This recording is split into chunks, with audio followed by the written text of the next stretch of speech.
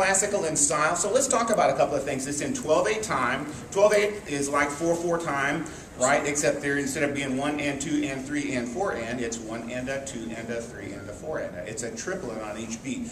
When you're counting, when you're first learning it, remember that a dotted half note, if we're counting 3 eighth notes per beat, the dotted half note doesn't get 3 beats, it gets 2 beats, because each measure or each unit of beat has 3 eighth notes in it. So when you're dividing up the 6 eighth notes in a half note, they're divided up in 3s. So it's 1 and 2 and 3 and 4 and. The first note, make sure that you get a good positive start. It's at the top of the staff. It's an F sharp. Tends to be a little bit of a tricky note on the trumpet because it's just a little bit of a thin space. It tends to be a little bright and a little bit sharp. And then we see that on top of a pianissimo marking there at the beginning. We go, oh my gosh, I got to come in on this high note. I'm already scared to death, and I've got to play this note. And so we get something like, or something like that. So what you've got to do is you've got to think with your tongue and with your air. Get the air behind your tongue and have the full quotient of your air behind your tongue before you start. So I'm going to start that note not with a I hope I get it, or worse yet, I hope I don't mess up. I'm going to start it with a ta. And to practice that before I play that, I can even stand there and go,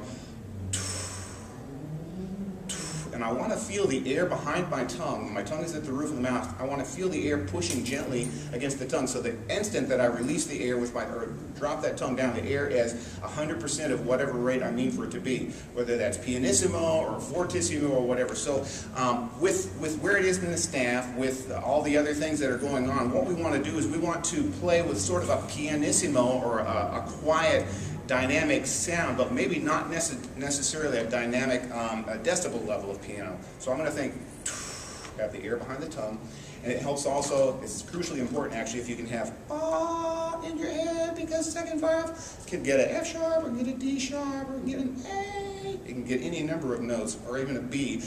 So what we want to do is make sure that is in your head, and if you want just something like that, just quietly, if you can't hear it out of your head, but think.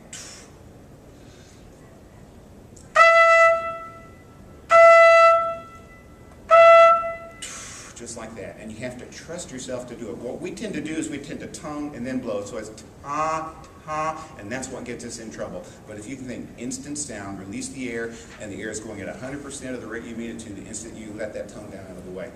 The next thing is, along with that first really scary note, now that we've taken hopefully some of the scariness out of it, the next thing you want to do that's also going to help you as far as your response is make sure that you get that crescendo going right away.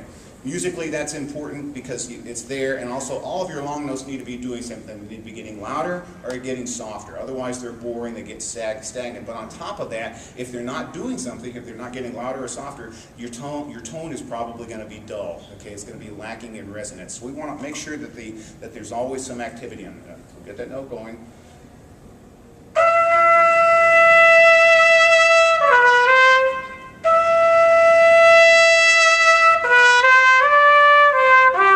So you say, this is a big room. That's not really pianissimo. If I played that loud in the band hall with band, I might cover up the flute section. This is solo playing. So what we're going to do is we're going to play at a comfortable level. We establish what pianissimo is for our point of reference for where we are. We're the only ones playing. You don't have to worry about covering up the clarinets or the flutes or whatever. You play at your dynamic. So what you need to do is make sure that when you get to the middle of the page that you're playing a forte, that there's a difference between the forte and the pianissimo. But play at a dynamic level that's comfortable for you to play at, whether that's the loud or the soft. The loud dynamics, you want to be sure that your sound doesn't get raucous, of course, but we're trying to create a difference between the soft playing and the loud playing and do it in a comfortable way so that you can get through it without worrying about losing response.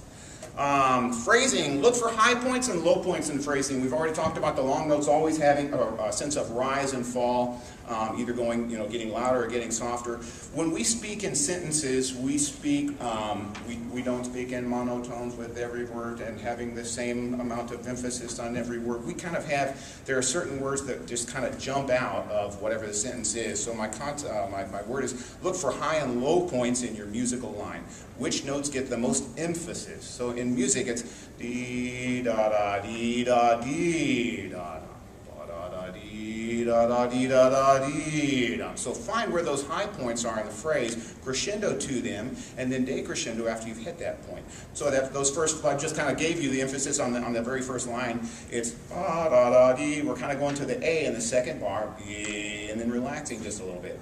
That's kind of the middle of a thought. There's still more to that thought. That's sort of the first half of the thought. The second thing picks up and goes, carries on with the same idea. Da da da dee, da da dee da da dee, yum, ba ba ba ba bum. So look for those things and follow the line.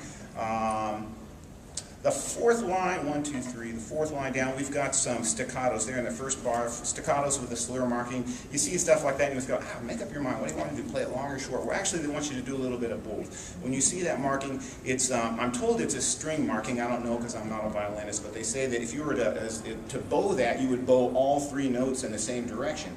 And to do that, you would have a note that has length, but it would also have a little space in it when you stop the bow. So that's the way I think of it. It's a long note with a little bit of space, or a short long note, or a long short note, however you want to think it. So when you get to that, it's not going to be slurred. There's still long notes, but there's just a little bit of a lift after each one of them. Can y'all kind of hear that? And they don't have to be all exactly the same length. I think the second and the third ones I get progressively longer, but there is that slight lift. You want to go with that. There are some really strange words in this etude, words that you don't see very often. I see them in opera scores, but I don't see them in a lot of the solo or orchestral rep that we have. So when you come across a musical term in something you're playing, look it up. We all have smartphones these days. We all have access to to Google or something like that at the in the band office or at home. Look it up. It's real easy, and that's what I did with these. A couple of them were words that I hadn't seen in a long time. I forgot, like that first one, fleabile. What in the world is fleabile? Well, it's flebile, and Google told me right away. It had been years since I saw that. So what it means is mournful and faint. And for me, it helps me to remember, because I look at that and it looks like fleeble, fleabile, and I think feeble. Well, that's mournful and faint, feeble. That's a good way to remember that. But if you can't remember it, even if you can't remember it, mark it in your part. That'll remind you to do that, to play that in sort of a mournful way, or sort of, in a sad sort of way whenever you get to that spot. The next one is attrettando, A-T-T-R-E-T-T, right down below fleabile. And that's another one we don't see very often. It's sort of a strange, archaic Italian term. That means to gradually speed up, like a little accelerando. And I like to speed up until I get to the first of those 16th notes, and then kind of start all over again. So we'll get to.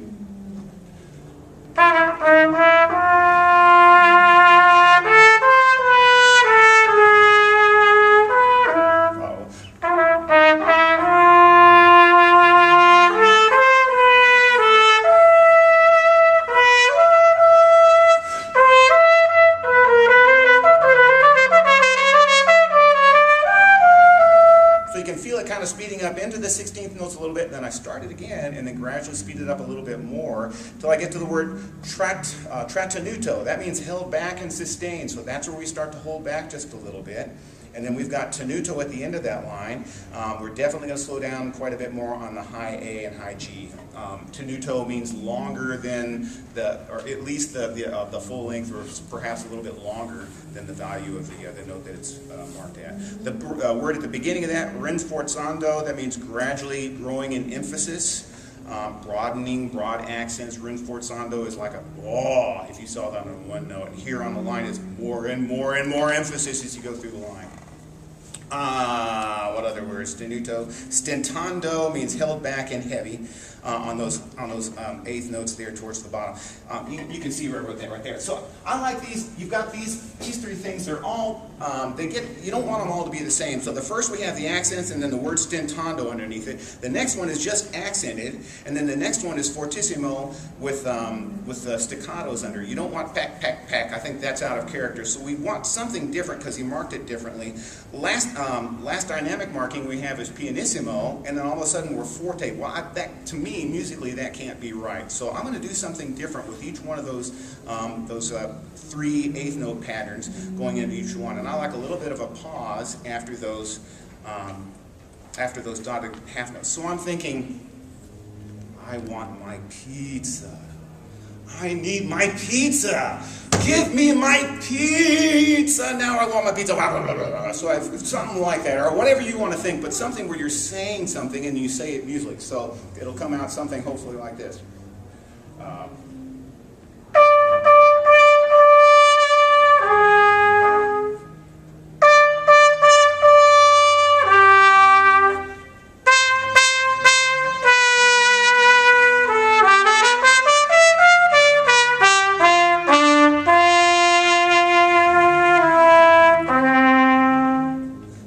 Make sense? Like I'm saying something now. You were thinking about pizza, weren't you? And you really wanted it. It's almost that time.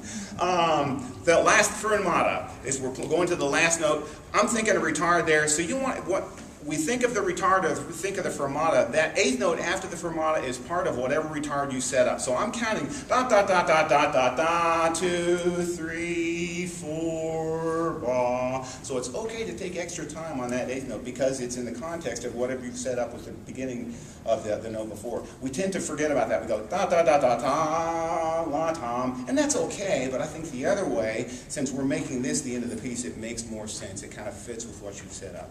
That's the slow etude. Any questions about that? Oh, it's a pretty etude. I like it a lot.